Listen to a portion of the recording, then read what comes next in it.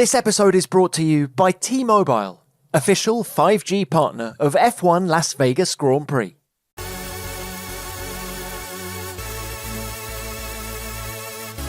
In Vegas, it's Verstappen's fantastic fourth. The Dutch driver will retain his crown. Max Verstappen is a four-time Formula One world champion. Oh my God, man, what a season. 4 times. Thank you guys, thank you to everyone. I mean, it's a little bit more difficult than last year, but we gave it all. Thank you so much, guys.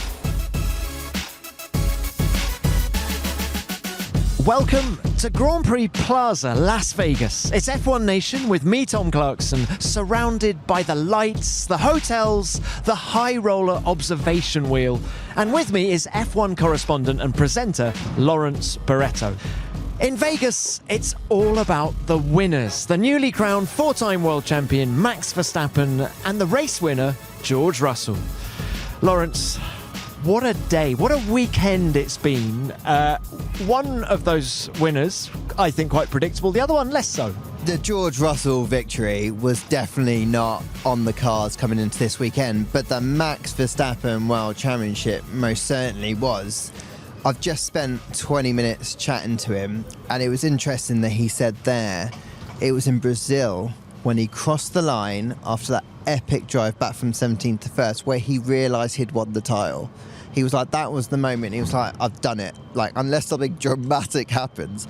And I'd never seen Max talk like that. I've never seen him be so open and so forthcoming in kind of revealing that kind of detail about himself when he let himself kind of run away with the excitement and the expectation of what he'd achieved. And I loved it. I thought it was great. I thought it was a new side to him. So, yeah, I think we all thought that Max was going to win the title. It was a question of when, but I thought it was fascinating that it was that moment in time that he's revealed that that's when he thought he'd won it. Well, why don't we start by just getting a little bit of Max Verstappen. He's joined the elite club of 4-time F1 world champions. Only the 6th driver in F1's long history to reach that milestone.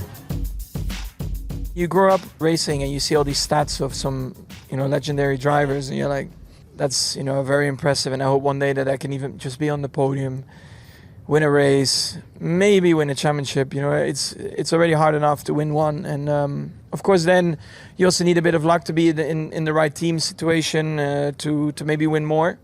But yeah, luckily we did that. But I think that was more like the first 3 championships. Now this year we hit the ground running well, but then we had a lot of tough races. And that is something where I'm very proud of, in those tough races where we were definitely not the fastest car. We kept it together as a team. We worked very hard back at the factory as well, remained calm most of the times, and we barely made any mistakes. We really maximized or even overperformed in some places. Plus, our opposition also in a few places definitely didn't grab the points that they should have. And all those things, of course, matter at the end of the day when you fight for a championship. Christian Horner believes this has been your most impressive season to date. Do you agree with him? I think so too. I mean, last year I had a dominant car, but I always felt that not everyone appreciated what we achieved as a team. Winning 10 in a row. Of course, our car was dominant, but it wasn't as dominant, I think, as people thought it was. So that's for sure my best season I will always look back at. Because even in places where maybe we didn't have the perfect setup, we were still capable, because in the race our car was always quite strong, to win races. But I'm also very proud of this season, because for most of the season, I would say for 70% of the season, we didn't have the fastest car, but actually we still extended our lead. So that is definitely something that I'm very proud of. Let's delve into this now, Lawrence. Where does this 4th title rank for Max? Do you think it's his best one? Oh, without a doubt, it's his best one, because I think he's come across a challenge from Mercedes, from McLaren, from Ferrari, that have really pushed him to an absolute limit this year. But he's also had the internal politics within the Red Bull team to deal with. He's had a teammate who has not performed at a high level, who hasn't been there to support him. And when you add all of those factors up, the fact that he's still come out on top is mighty impressive. And I think he's still done it with 2 races to spare as well. And that run of 7 wins in 10 races at the start of the year feels like a mile ago, doesn't it? When was that? And then to say that he hadn't won a race until Brazil, having last won in Spain, and now he's gone and clinched the World Championship, I think that really shows the fact that even on the bad days, Max Verstappen is brilliant. And I think that's what makes great champions. It's someone who can turn things around. And I think his rivals, when they were talking about how impressed they were with Max this year, that was the thing they really picked out on, is that it's not about the wins, it's not about the way you go and dominate a weekend, it's about when you're really up against it, like he was here in Vegas. He somehow put that car 5th on the grid here when it really had no right being there. And then in the Grand Prix itself, he was able to, he asked GP, shall I fight the Ferraris? And he was like, oh, go on then. Because he still wanted to fight them, right? Because he always wants to do the best job. And I think that really, for me, is what marks him out as a great champion, but what marks his performance this specific year out as his very best. Well, you mentioned Gianpiero Lambiase, GP there. Let's hear from GP, who's been his engineer for all 4 of Max's world titles. GP, many congratulations. Thank you very much. You got it over the line. We did get it over the line, and that's ultimately that's the main thing. Look, how are the emotions on this Saturday evening in Las Vegas? Is it an overriding relief? Is that the main thing? It is an immense relief, but also a little bit more emotional than I was expecting, actually. Both from Max on the radio, and I'll let Christian give him, let's say, carry out all the complimentaries on the radio, because I choked up a little bit as well. And I think it just comes down to that relief at the end of what has been actually quite an intense year. Not quite as intense as 2021, but it at times ran it close. Why is this one so special? They're all special, don't get me wrong. Last year was special for very different reasons, but this one's special because of the effort and commitment that not only Max but the whole team has had to put in to make it happen. Okay, the first half a dozen races looked like it was a bit of a cruise, but actually we entered quite a difficult period, as everybody knows. But we had to work day and night to really try to understand the source of the problems, and I think we've started to come out the other side, which is great news for the team, but it's also meant that our performances on track have improved, and we saw the culmination of that in Brazil with Max as well. Look, tell us a little bit more about the job that Max Verstappen has done this year. Would you say it's his best season so far? I think the worrying thing for the grid is that Max is improving every year, which is frightening, really, because he's at an incredible level, as it is. But in all areas, that's the thing. He's working hard with the team, his racecraft on track, his qualifying laps, his consistency, and also his ability to give up when you need to give up. And we saw that today. He raced for what mattered today rather than the final place on the podium. In all of those areas you've just described, where has he made the most progress this year? I think ultimately it just comes down to maturity and experience. Having been there 3 times before, I guess 2021 laid the foundations, and now he's just becoming a very, very, very complete driver. Since Miami, McLaren have been running you close. They've quite often been faster than you. Has there ever been a moment this year where you've doubted that you were going to win this championship?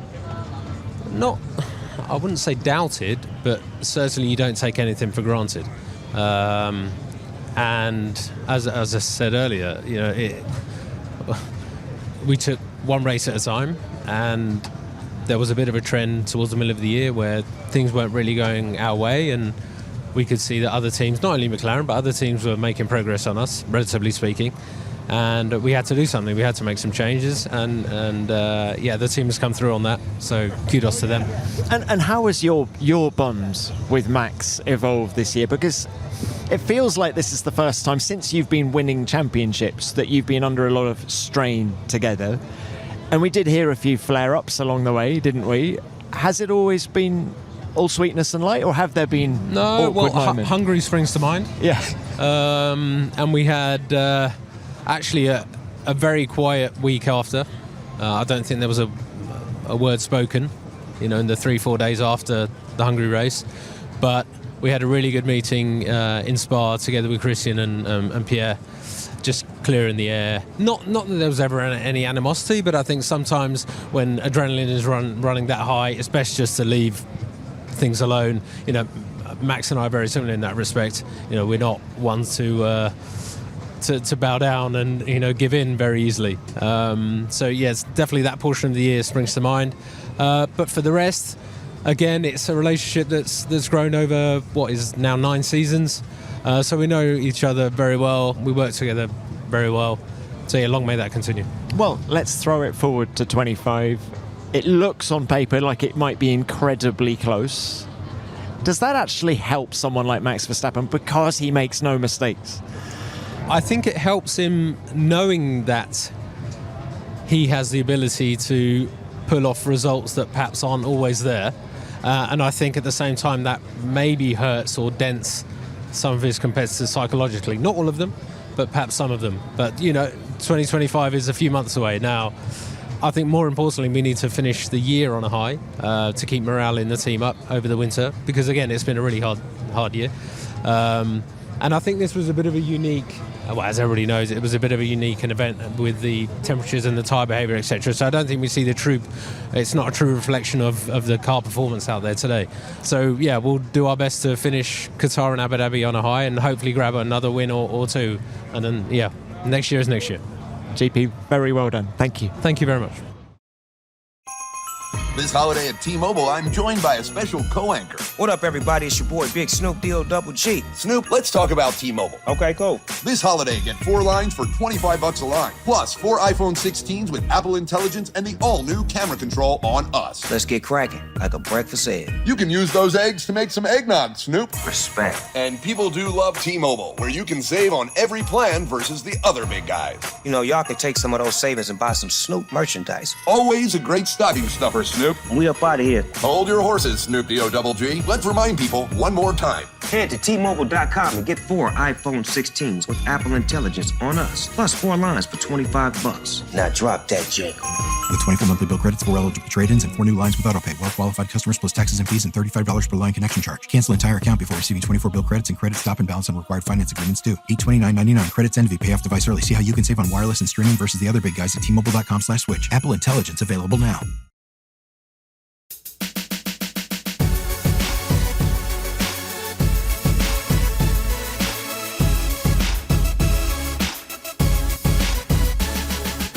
Great to hear from GP, but Lawrence, before you come in, let's go straight from Max's race engineer to his team principal, Christian Horner.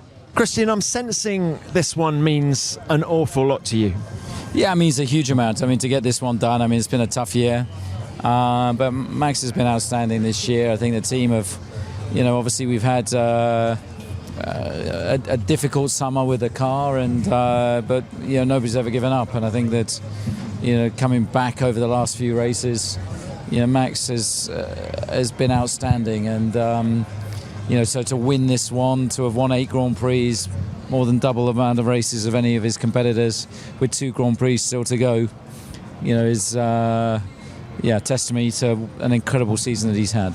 Can we delve into what you mean by outstanding, Max being outstanding? Where has he been outstanding this year? He always gives you 110%, and races, think back to Imola, think back to Barcelona, races that were completely on the knife's edge, and he delivered. And again, Montreal, but then on races that he didn't have a car that capable of winning, he was still extracting big results. Second place at Silverstone, at Zandvoort, at Singapore, so he was still scoring big points on days that he couldn't win. Has he become more of a leader this year? Well, I I think he's inspired people from within the cockpit, and I think seeing how he drives, seeing the commitment that he gives. He's worked incredibly hard behind the teams with the engineers and the technicians and designers, and on the simulator. He's really put the long hours in, and that's paid off. He obviously had the car for the last 2 years to completely dominate. Yeah. He hasn't had that this year. Yeah. Is this more on him? Well, look, he's been head and shoulders the best driver in Formula One this year, and from Miami, McLaren had a better car or a faster car than us. We managed to get more performance onto the car in the latter part of the year, and we were still able to execute, great races and get every ounce of performance. So, as a team, we've had to dig really deep, and that's the most satisfying thing about this championship win is, seeing how Max and the team have had to work their nuts off for it. He's the second Red Bull driver to do 4 on the bounce. Yeah. Obviously, I'm talking about Sebastian Vettel. How different has it been, that journey been with Max compared to Sebastian? Well, of course, the numbers are similar in terms of 4 in a row, which I never thought we'd repeat, because to do it once is incredible. I don't believe you. I think the competitor in you always thought you could do it. You want to do it, but you never know whether you can.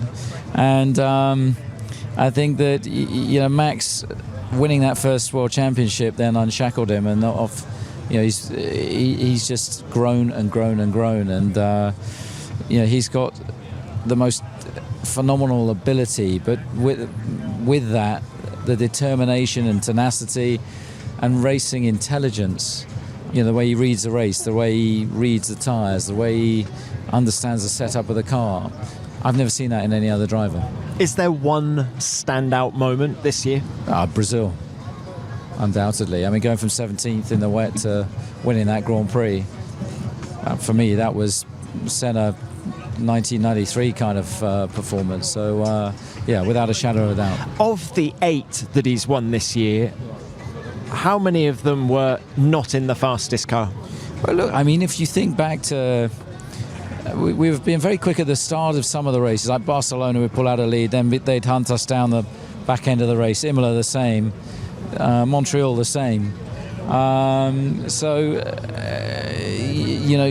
Of course, we haven't. McLaren have had a better car from us since Miami, but I think we've maximised our race weekends. We've got every ounce out of the car. Max has driven the wheels off it, the strategy, pit stops. The whole team has had to operate at that level to win this and defend this championship. 5 in a row next year? I think let's enjoy the 4th one for now. It's going to be immensely tight. I mean, the regulations are stable. You can see how tight it's been the second half of this year, and you've got 4 big teams that'll be, all pitching for it next year. Okay, Christian, many congratulations. Thank you very much indeed. Thanks. And I think Christian's not wrong about those 4 teams, Lawrence. And even if Max Verstappen doesn't have the best car next year, he's still going to be a factor because he's so consistent. And I think he'll take a lot of confidence from the fact that he has been able this year to be so consistent, even on the weekends where Red Bull weren't strong, and he's managed to win that title.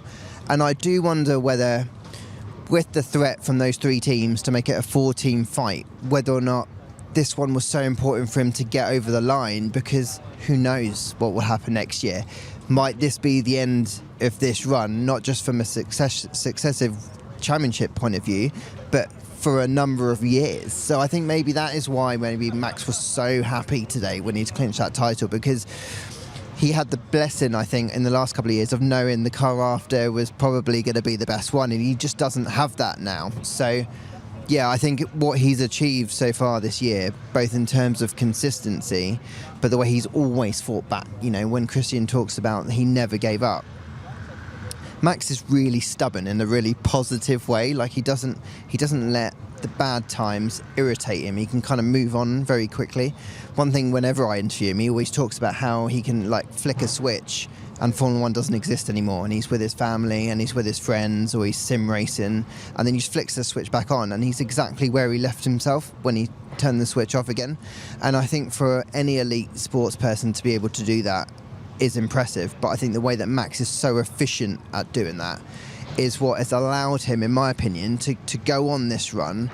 And then in years where it has been difficult, 2021 included in this one here, he's able to come out on top. And I don't think we can ever look back at this championship, Tom, I don't know if you agree, but we can never look back at this championship as one that was given to him, because he won 7 out of 10 races. I don't think it's fair to do that. I think you have to look at the championship as a whole, and actually what he's done in the second 2/3-ish of the season is even more impressive. Totally agree with that. I think it's the races since Miami, McLaren have had the best car more often than not. And when it's not been McLaren, it's been Ferrari. I don't think Red Bull have had the fastest car. And yet, as you say, he's never given up. And I think this year has proved that winning world championships isn't about the peaks. It's not about Lando Norris winning the Singapore Grand Prix by more than 20 seconds. It's about getting the maximum out of the bad days, and that is what Max has done so consistently and so well. And that's what makes him such a phenomenal competitor. And I thought it was interesting that GP was talking about the emotion of this one. He said, didn't he, that he was more surprisingly emotional.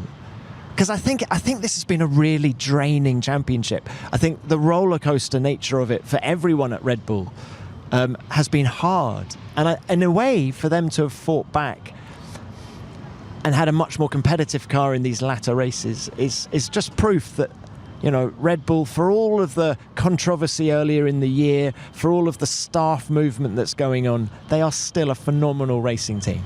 And I think that's why Max was really keen today, in all the media he's done, to really thank the team for their efforts in the face of all that adversity.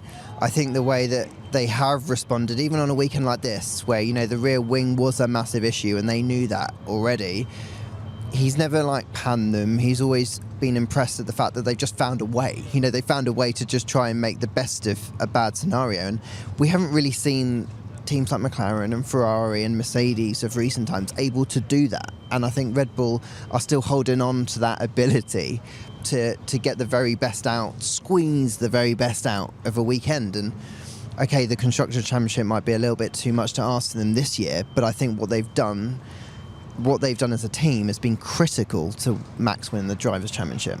And I think if they'd had a better second driver, they would be right up there in the Constructors' Championship as well. Absolutely. That's hurt them. You can't move away from the fact that, you know, Checo hasn't scored a podium since race 5.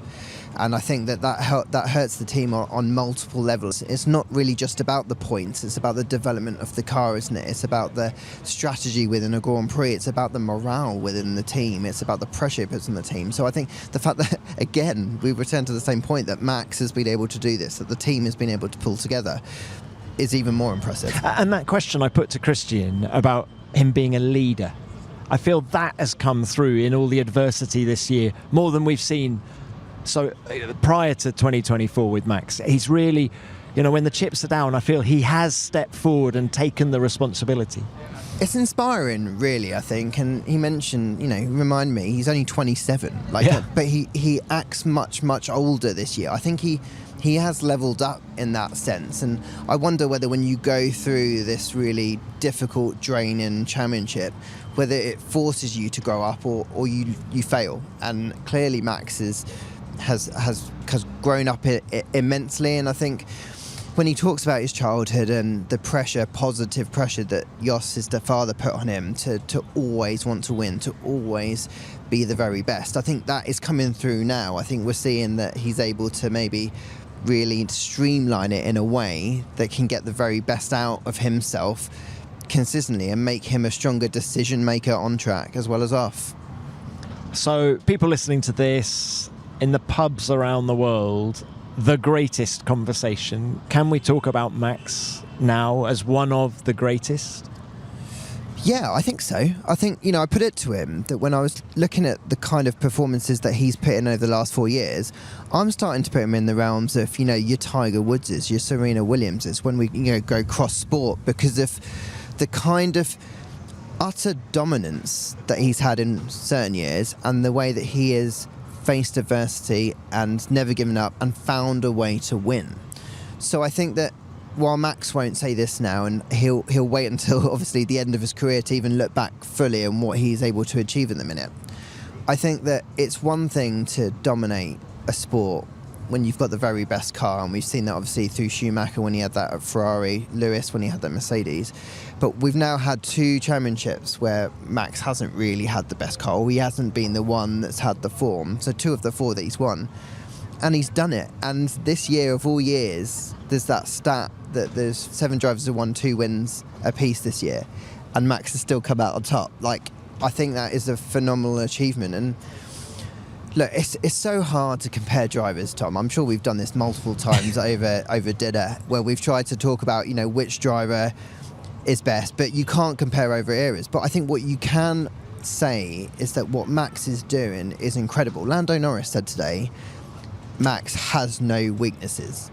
That is a remarkable thing for not only a friend, but a rival to say. And at the minute, if I'm honest, I am struggling to find a weakness, because even in those small moments like Mexico, where you could argue the red mist descended, and when he was battling Lando and he cut the corner, he still found a way to rein himself back in and get it under control quickly. And I think that is, no one's perfect, and I think that he is as close to, or becoming as close to, the ultimate racing driver. Now look, I know that he's just won the championship and it's easy to get carried away on a day like this, but it's been building. This has been a season where I think we will look back in 10, 15, 20 years, and this will have been the year where when we're talking about Max as a great, we'll say this is why. Like, there'll be multiple examples this year that we could pull out where we can say this is why he's one of the greats. Do you think he can do more? 5, 6, 7, 8, get that record 8th? I honestly think the world's his oyster after this year, because the difference now is it's not just about whether or not he's got the best car. He's proved he can win the championship when he has and when he hasn't, and I think that is a really formidable thing to do.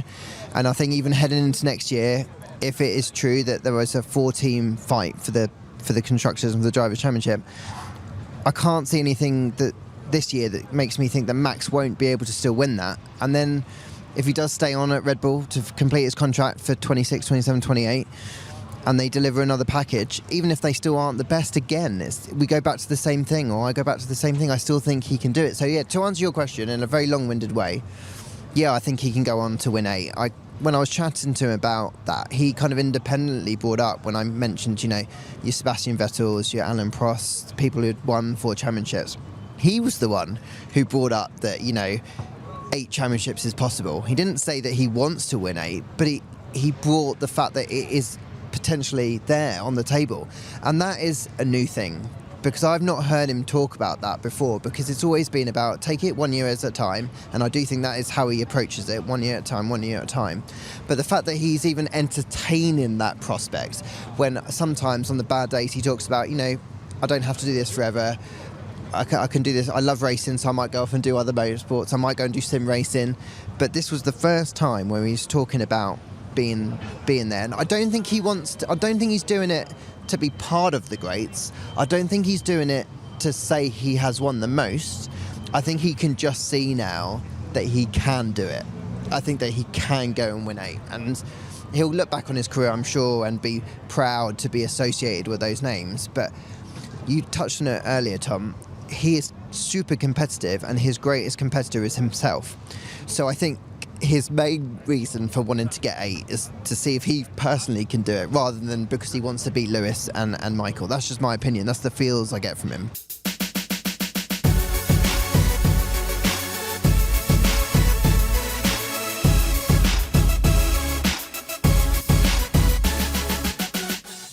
So Las Vegas was where Lando Norris's championship dream ended. He needed to finish ahead of Verstappen to keep the fight alive.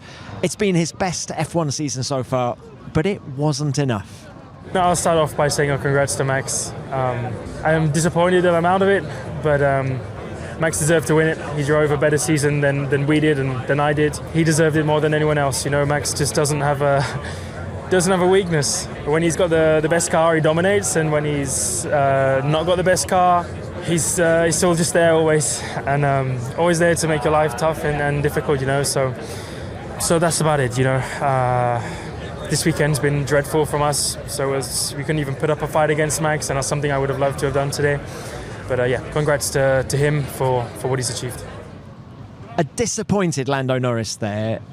His momentum faded over the past few races, but I thought that sounded to me, Lawrence, like he was being very honest and open with you. He was being super open. I think what I felt from Lando this weekend was that he was the most relaxed, body language-wise, physically and mentally, that he's been for months. I think what it told me this weekend was that the pressure of the World Championship had been weighing pretty heavily on his shoulders, and I think obviously that result in Brazil made him realise that title probably wasn't going to happen this year. And I think it looks like he's gone away and he's thought about what he's achieved this year, and I think he's started to look at how good it's been, really, how much of a step he's made. He's, ticked off that first win. He's won multiple wins. He's mounted a title challenge, whatever way you look at it, even if it was looking a little bit difficult at most points during that fight. So I think while he is bitterly disappointed, and Tom, you know how tough he is, when we interview him, he's very tough on himself. I do think that he's realised what he's really gained from this year is something that you can't buy and will be significant when he now goes on in the next couple of years to fight for world championships, because he will. You don't know what you don't know in life, and he has been on this massive journey of discovery this year, and I think everything you've just said is he is thinking, but I think that comes with a tinge of frustration, because I think knowing what he knows now this season could have been very different if he'd known it 9 months ago. But you're right. But the problem There's is nothing quite like having that, having won a championship, right? That gives you the knowledge. And Lando with 0 championships against Max with 3 championships gunning for a 4th. Max is so good. Lando needs that knowledge and massive data bank this year, which will help him next year. And you just hope that McLaren have got the car and that this wasn't the moment. Yeah, so I do wonder whether, to that point, Lando might worry that this was the only chance that he'll get, because we don't know what kind of car McLaren are going to deliver next year. The chances are they'll continue on the momentum that they've been on for the last 18 months, for 2 years. But I understand that feeling. I can understand why that thought might have come into his head, that this might have been his only chance. But hopefully he will come to terms and accept the fact that he can't know, like you said, what he didn't know, and that this learning will make him stronger going forward. And I thought it was really nice of Max when he was talking about Lando. He said, I've told Lando many times when we've hung out that you're going to win. He said to Lando, you're going to win at some point. Your time is going to come, but you have to be patient. And I thought it was fascinating. But not if I have anything to do with it. Yeah, exactly. But when he said that, I did wonder whether, if Max does ultimately end up losing to Lando in the future, even though if Max does hate losing, he will maybe respect that. Whereas I feel like, yeah, of course he never wants to lose to Lando, but I thought it was interesting that he rated Lando that highly, because Max wouldn't say that unless he genuinely believed that. What I am fascinated to see is, now that Lando has built up this bank of knowledge, what is going to happen next year when we're reset at 0 and they are, say, going into a chicane side by side again. Like, what is going to happen? Is Max going to act differently? Is Lando going to act differently? Because I think all of the learnings from this year, Lando is going to be a different driver, because he's going to have that bank of data in his head. And that is when it's going to get spicy, I think, because Max is probably going to have to change the way he works. I don't think Lando's going to try and go around the outside of turn 12 in Austin. It will be fascinating. I still think they haven't had the crash yet. I do feel there is going to be a crash coming. The Austria crash wasn't enough. No, for it wasn't. you, That Tom? wasn't. No, because I actually think Lando deep down thinks he made a mess of that. He could have avoided that. Whereas I think he still needs to prove to Max that you've got to make room for me or we're going to crash. Do you think it's that Lewis moment at Silverstone at Copse, when they had that contact, transformed their battle, and I think Lando still needs to have You're that. right. Let's hope it's not at 180 mile an hour corner like Copse, but it's more about him just not backing down, isn't it? Yeah. And I think you're right. And we probably, because of the relative performance of the cars, we haven't really had that opportunity this year. But if everyone is feeling within this paddock at the minute that we are going to have this 4-car fight next year, and McLaren do deliver a car and Red Bull do deliver a car that can fight each other, then I can see, because they are so talented, I can see them having the opportunity to give us that answer pretty early next year. Lando must really be hoping that they win the Constructors' Championship to get some positivity going into the winter. Absolutely, and he will know how much of a part he would have played in that team winning that championship. And you think about the fact that they had both cars knocked out of Q1 at the start of Bahrain last year, to now leading the Constructors' Championship with 2 races to go, and genuinely they've got the performance to do so. I think there is a lot to be said there, Tom. You're right, in that Lando needs this. Actually, maybe more so than the driver's title. And I know that might seem a bit funny, but I think that might be the perfect trajectory that Lando needs to, win the Constructors this year. That gives him the confidence to next year ultimately believe that he can do it, or whenever that next opportunity comes along.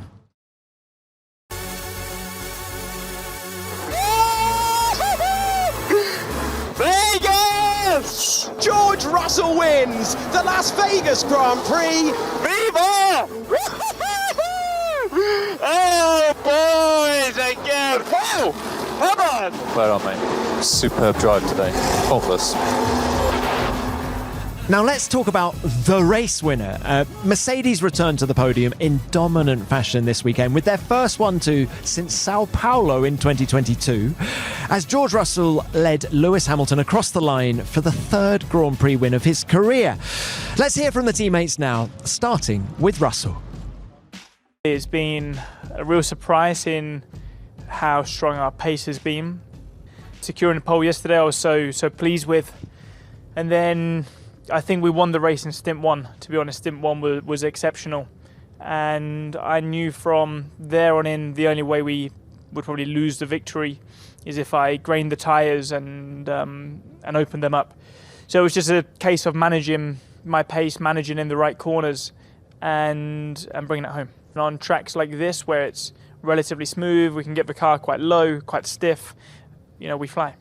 George, very well done today. Thank you very much. Lewis, let's come to you. What a charge by you today. You had so much pace. How much did you enjoy it, first of all? Yeah, I had a great time. when you're progressing and moving forwards, it's always a great feeling. But it felt very much like my old days at Rye House, like starting at the back and coming through. So it was great. Without that difficult Q3 yesterday, how different might today have been for you? It doesn't really matter. It really does it. At the end of the day, George did a great job, did everything he was supposed to do, and I'm happy for him, and I'm just grateful I could get back up there to support the team where they want to. George was mega, wasn't he? Would you say it's his best win in Formula One, best weekend in Formula One? I think the way that he punched the air when he crossed the line to win this race told you a lot about what this win meant for George. I'm not saying that these other two victories weren't impressive. I'm saying that I think what he achieved this weekend on a circuit where his teammate Lewis Hamilton has been very strong and actually in phases was the faster Mercedes driver, just didn't really hook it together, whereas I feel like George didn't really put a foot wrong, and I imagine that is going to do wonders for his confidence. Not that he'll ever not back himself against Lewis, but I think in terms of a complete weekend, and I think in the way that he commanded this Grand Prix, the gap that he pulled out right at the start of this race, the way that he absorbed the pressure of Lewis hunting him down in that final segment, basically going, I've got enough in the tank to keep you behind comfortably. I think it was incredible, and I think the way that he was talking in the TV pen to all of the broadcasters, the way that he was standing tall, the way that he was talking about the joy that it's brought him from winning this race. It could be a significant moment. It could make a real difference, I think, going forward, both for his confidence, for Mercedes' confidence in him now, because obviously Lewis is leaving the team and Kimi Antonelli's coming in. I think this could be a real statement, especially if George had any worries that his future at the team might be under threat because Kimi Antonelli's coming in and could be the future. I think this was a real statement win. This was a real statement result from George Russell that I think we'll look back on in the next year or so as a significant moment. It's still a surprise, though. I mean, Mercedes, that car is a complete diva. Even now, after 50 laps of racing, they don't understand really why it's come alive this weekend. We then go to the desert conditions of Qatar next weekend. It's going to be much hotter. Well, it will be hotter, although, of course, it's a night race. But do you think it's a concern that they still don't understand why this car is quick when it's quick? And yeah, of course it's going to be a concern. I think that we got so used to Mercedes doing the near perfect job consistently weekend in, weekend out for years, that to see them into year 3 now of not understanding really where they're going wrong, I think they'll openly admit that they're concerned. But I think what has been positive for them and where they can take the positives from this year is at least their peaks have been very strong. You know, they've won with both drivers this year. They've delivered on a weekend this year, even if they don't understand why they've delivered. There are obviously some reasons that we can pinpoint. Colder conditions tend to suit them. Maybe they just did a lot of better homework on the Friday, because I know I'll admit, even after they were so strong in both FP1 and FP2, I expected them to tail off during the weekend, because that's been the pattern this year. So what they probably need to do is find out whatever they did from Friday into Saturday this time around, see if there's any correlation to what they can do going forward, because Lewis was happy throughout. Apart from those 2 laps in Q3, Lewis was happy throughout, and that hasn't happened all year. So if they can understand why that was the case, and then understand why George was on it from the very first lap, but even when there was a little bit of a concern maybe going into Saturday, he was able to still find a solution pretty quickly. But also the way that they were able just to command the race today when there were lots of unknowns. You know, they knew the medium was going to grain. No one had run the hard, and yet they were the team. You know, the team don't understand how their car works to actually get the most out of it. So maybe they found some answers when they dig into it over the next couple of days, or they will have found some answers to move forward. But it has still shown that they are still quite far away, really, from fighting consistently for the championships. I'm not saying that they can't get there in the near future, but I'm just saying that you're looking at teams like McLaren, Ferrari, who had a tougher day, but they know why.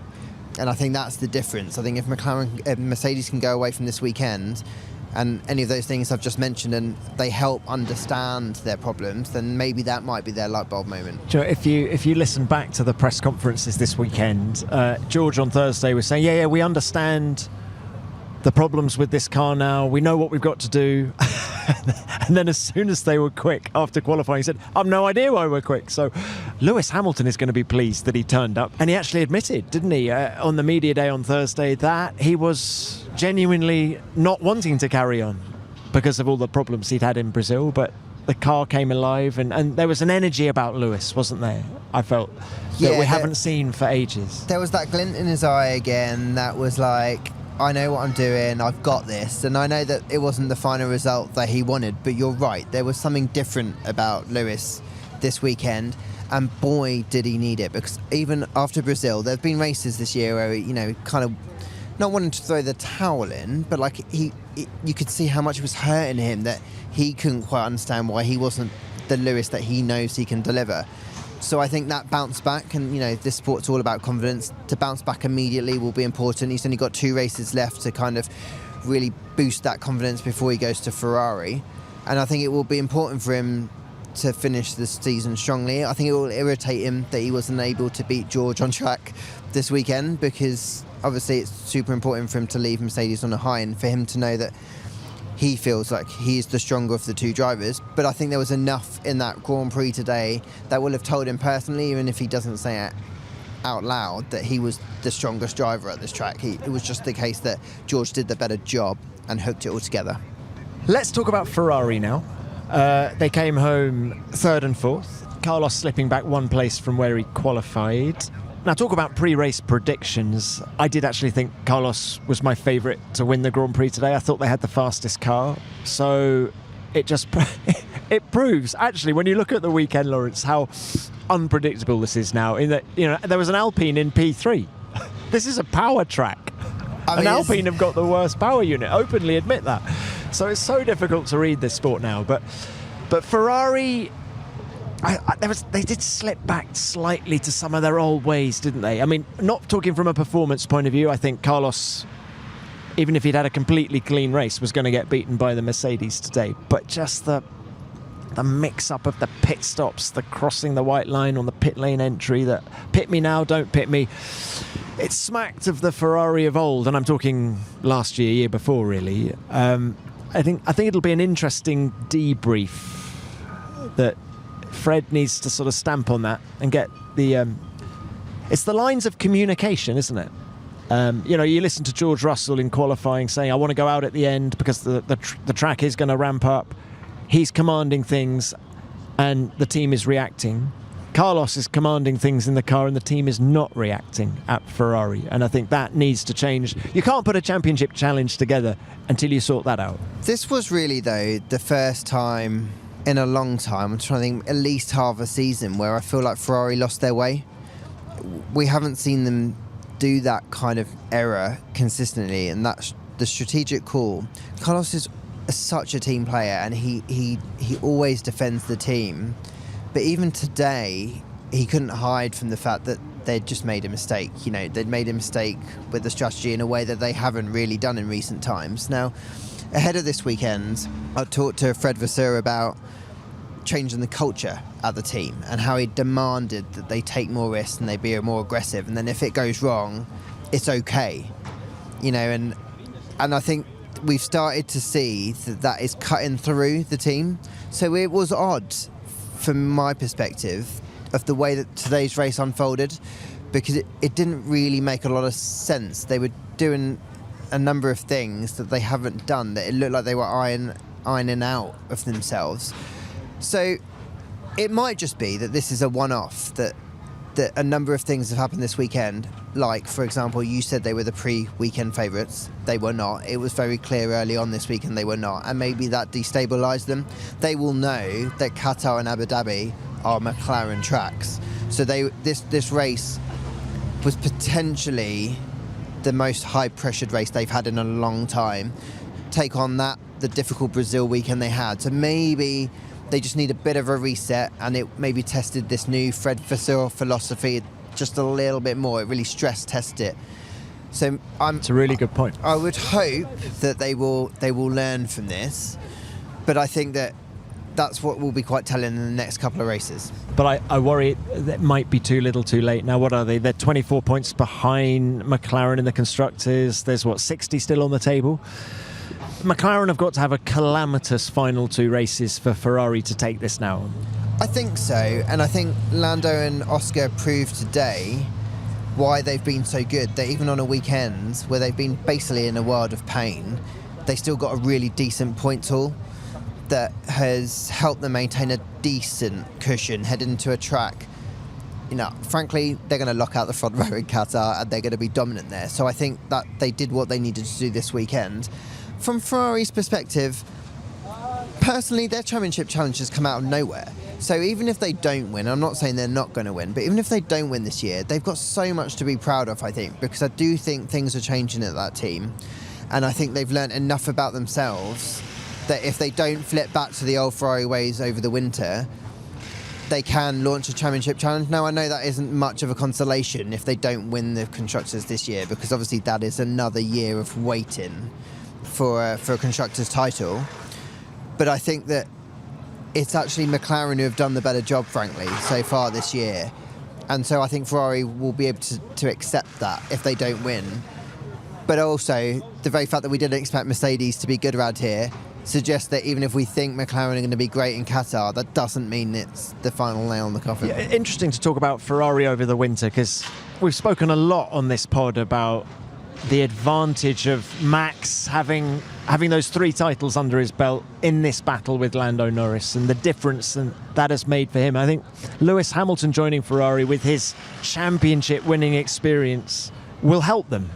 Carlos, brilliant racing driver. Charles Leclerc, brilliant racing driver, but neither has won a world championship. And go back to you don't know what you don't know, particularly in those high pressure situations which you've just described this weekend as. I think that really could help Ferrari. I think so. I think we've seen it with, the Fernando Alonso effect at Aston Martin. I think we've seen it with the way that Williams are so excited about Carlos Sainz joining them next year. I think that kind of impact a driver can have is significant. I think that when they turn up for work and they know they're building a car for a 7-time world champion, there's something in a human psyche that just changes things, the way that you go about it. So I think it will help. Equally, it's going to bring a lot of pressure. So again, it's going to stress test this new Fred Vasseur philosophy of go and take risks and make sure you deliver. So I think I'm excited to see what can happen there. And maybe it will be their time. Maybe the stars will align, that Ferrari have built themselves up into these championship contenders this year, whether or not they win it or not. And then they've got this incredibly talented driver coming on board next year alongside a driver they rate highly in Charles Leclerc. And maybe that is when the stars will align for them.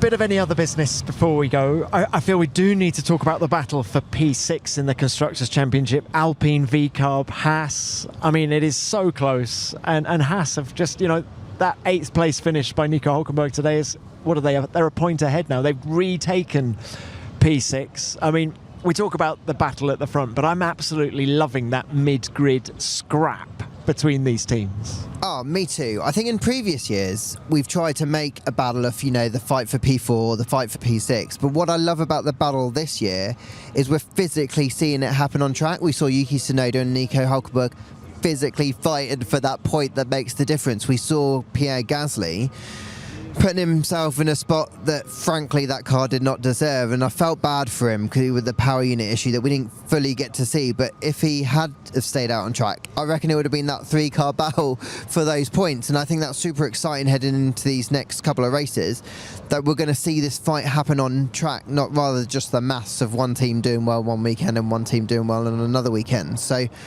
they're all at different points in their lifespan at the minute. Alpine are rebuilding after a dreadful start to the year.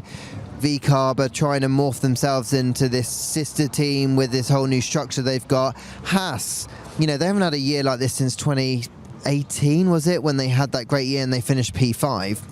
But this year proved that they can deliver a car that can fight at the midfield with this business model that they use. So I'm loving it. But what I'm specifically loving is the fight on track. Nico Hülkenberg was just excited. Yuki Tsunoda, they were just excited about the fight. And that's what I love. We've got drivers up and down the field at the minute who are loving Grand Prix racing, even if they can't fight up at the sharp end. You fight your own battles in this sport. Not everyone can finish P1. If the battle is for that final point or final 2 points, that's what you're going for. This was like a victory for Hülkenberg today, wasn't it? Now, we're in Vegas. I don't know if you're a betting man or not, but we're in Vegas. Who's your money on for that P6, or is it still too close to call? I think based on the performance today, I think Haas. I think that Nico Hülkenberg's form today was brilliant. I think that they have been the more consistent of those three teams. I think Alpine have had a car since Austin that has performed strongly. They had that peak in Brazil, but then they've had a weekend now where they haven't scored any points. Well, I think that Haas consistency is really making the difference. I think what will be interesting is, with VCarb RB, is how Liam Lawson deals with the pressure of being speculated as a potential replacement for Sergio Perez in the future. It will depend on whether or not Yuki Tsunoda copes with the pressure of whether or not he's in the fight. Today he did, I thought he did a great job, and I thought VCarb did a great job generally over the course of the weekend. So that is probably ultimately what it's going to come down to, is whether or not they do a good job from that first practice session. But I just think that Haas operationally have been so strong, in terms of performance have been so strong, and with a Kevin Magnussen kind of delivering as well. I know he didn't score today, but they tried an ambitious one-stop strategy. I think they've got two drivers who are probably operating at a really high level. All good points, very well made, and a lovely segue into the final thing I wanted to talk about. You mentioned the pressure on Liam Lawson, and this was his least convincing race of the comeback, I feel. You then talk about Franco Colapinto, who's had 3 crashes in 2 Grand Prix, and you suddenly realise these are hugely talented racing drivers who have been able to come in when there's no pressure and deliver and be mega, and then suddenly you've got the weight of Argentina on one driver's shoulders and Red Bull Racing on the other driver's shoulders. And when the pressure's on to perform and you can feel the eyes of the world looking at you, it becomes a different game, doesn't it? It really does. And how you bounce back from that, I think, will determine whether you have a long Grand Prix career or not for these young guys. But at least that can be the making of them. I think I did think that this was going to be a big weekend for Franco, because after those 2 crashes in Brazil, it's always super important, isn't it, to bounce back at that next weekend. He kind of did so in Baku when he had that little off in practice, and he bounced back and scored points. He hasn't managed to have that bounce back this weekend. So actually these final 2 races that he gets to perform for Williams are significant. I think for Liam, I think we've seen enough from him in the performances that we had last year and this year to suggest that he is a very good Grand Prix driver. But like you said, Tom, the pressure is different now because there is a seat at the top table at Red Bull, whether or not that is next year or in the years to come. And it will be critical for him to frankly beat Yuki in these next couple of races. So we've talked about, you know, the battle for P6, but there are so many other significant storylines that are really quite tasty headed into these last couple of races. So the top 10 look like this. George Russell took his second win of the season, with Mercedes teammate Lewis Hamilton in second. Carlos Sainz was the lead Ferrari driver in third, ahead of his teammate Charles Leclerc in fourth. Verstappen sealed the championship with fifth place, ahead of Norris and Piastri 6th and 7th. Hülkenberg was 8th, Tsunoda 9th and Perez 10th. In the drivers' standings, we have a new world champion in Max Verstappen. With 2 races remaining, he has an unassailable 63-point lead over Lando Norris in second. Leclerc is third, just 21 points behind Norris, with Piastri 51 points further back in fourth. The remainder of the top 10 is led by Sainz in 5th, followed by Russell 6th, Hamilton 7th, Perez 8th, Alonso 9th and Hülkenberg in 10th. In the constructors' standings, it's getting ever closer. McLaren lead on 608 points, Ferrari are second on 584 and Red Bull are third on 555. All 3 teams remain in contention for the title with just 2 races remaining. Las Vegas winners Mercedes are a lonely 4th and Aston Martin a lonely 5th. And then there's the sensational battle for P6. 3 teams, led by Haas, are separated by only 4 points, with Alpine currently 7th and RB 8th. And then come Williams in 9th and Sauber, who have yet to score, in 10th. Now, Loz, the most difficult question of the whole pod. Driver of the day, because there have been a few of them. Now, Lewis Hamilton won the vote on the telly. Who are you going to say? Lewis had a great race, no doubt about it. But I think for me, the driver of the day was Max Verstappen because he got the job done. Like, ultimately, at the end of the day, he needed to finish ahead of Lando to win the championship. And in a car that he didn't really know how good it was going to be in the Grand Prix after that tough qualifying. Even in the battle, in the heat of that battle with the Ferraris, he did what he needed to do to get the very best out of it. He passed cars when he needed to pass them. He got ahead of Gasly. You know, he did everything right. For me, I can't look beyond that because it was Max's day. And, you know, that's no disrespect to Lewis. What he did from P10 to P2 was great. But for me, it was Max. What about you? Well, who would you mention in dispatches? Give me another driver who's impressed you, done something special this weekend. Well, George, it was his most complete Grand Prix. I remember when Lando dominated in Zandvoort, when he did it in Singapore, I think I came on this podcast and I talked about how great those performances were. And I think when you deliver that kind of win in that manner, I think those kind of things are significant. Who else is there? Nico Hülkenberg, he had a great day. I think when you deliver for a team where the prize money is so significant to Haas, and you nail that pass on Yuki, and they had a really cool battle for a couple of laps, but he got the job done. I think that was impressive. There were a number of really, really strong drives out there today, and I think that is what is making Formula One at the minute so exciting and so difficult for you and me, Tom, and the rest of the media in trying to predict what is going to happen and indeed explain what is going to happen. My driver of the day is Lewis Hamilton. Taken in isolation, I thought he drove a brilliant race and he came up with that lovely line. It was like when he was karting again, charging from the back to the front, or in this case was from the middle. I thought he was stunning. But looking at the weekend as a whole, I'm not going to look any further than George Russell. I thought, as you say, this was a huge statement, not just win, weekend. Toto, I've got your back. I've got wide shoulders. I am ready to lead this team going forward. Whatever happens with Kimi, I'm sure he's going to be mega Kimi Antonelli next year, but I am ready. You can rely on me. That's what this said.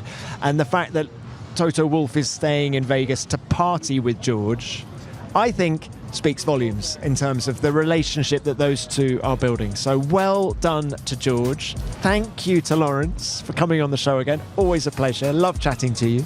And of course, if you listening to this want to experience the Las Vegas Grand Prix, you can put a deposit down for 2025 tickets now. Go to f1lasvegasgp.com to do that. And from spring 2025, there's going to be an F1 drive karting track and lots more entertainment right here at the home of the Las Vegas Grand Prix. So you can enjoy some F1 fun all year round. And a quick shout out to F1's other official pods. This week on F1 Beyond the Grid, my guest is a man who's just completed his 600th F1 Grand Prix weekend with the same team, Aston Martin's sporting director, Andy Stevenson. He was fascinating. And of course, he was with Jordan before they were even in Formula One. So that's out from Wednesday. And the F1 Explains podcast has been finding out about all of the work that makes the Las Vegas Grand Prix happen. The team there have been speaking to Sylvia Bello, who's in charge of sporting and race operations here in Las Vegas. So thanks again to Lawrence, and F1 Nation will of course be back midweek with a preview of the Qatar Grand Prix, so I'll speak to you then. But for now, F1 Nation is produced by Formula One and Audio Boom Studios.